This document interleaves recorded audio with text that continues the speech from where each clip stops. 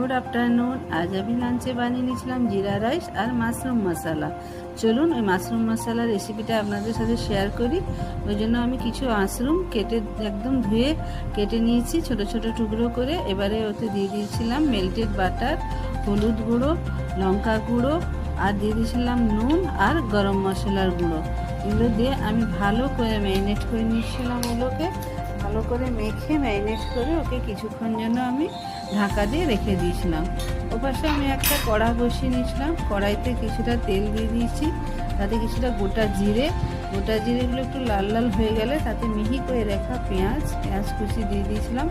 পেঁয়াজ কুচিটা নরম হওয়ার পরে আদা রসুন পেস্ট, ওটাকে নাড়াচাড়া করার পরে আমি আর কিছু মশলা দিয়ে দেবো। রেগুলার মশলা হচ্ছে হলুদ গুঁড়ো, লঙ্কা গুঁড়ো, জিরে গুঁড়ো আর ধনে গুঁড়ো, আর দিয়ে দিয়েছি অল্প কিছুটা নুন, আর দিয়েছি কাশ্মীরি রেড চিলি পাউডার। নুন কিছুটা আগেই ওখানে দেওয়া আছে মাশরুমে, তাই জন্য এখানে অল্প কিছুটা দিয়েছি। এই যে তেল ছেড়েছে, এর ভেতরে আমি দিয়ে দিচ্ছি কিছুটা কাজু বাটা আর টমেটো পেস্ট। এটাকে ভালো করে নাড়াচাড়া করে আবার কিছুক্ষণ ঢাকিয়ে রেখে দেবো। যখন এর কালারটা দেখুন কি সুন্দর হয়েছে আর তেলটাও বেশ ছেড়ে গেছে, মশলাটা আমার প্রায় রেডি হয়ে গেছে। এবারে আমি ওই যে ম্যারিনেট করে রাখা মাশরুম এর ভেতরে দিয়ে দেবো। মাশরুমটা দেখুন কতক্ষণ নরমও হয়ে গেছে এতক্ষণ ম্যারিনেটের ফলে। এবারে দেওয়া হয়ে গেছে। এবারে দিয়ে নাড়াচাড়া করার পরে কিছুক্ষণ ঢাকিয়ে দেবো আর ওই জল একটু দিয়ে দেবো ওখানে। এবারে আমি ঢেকে দেবো।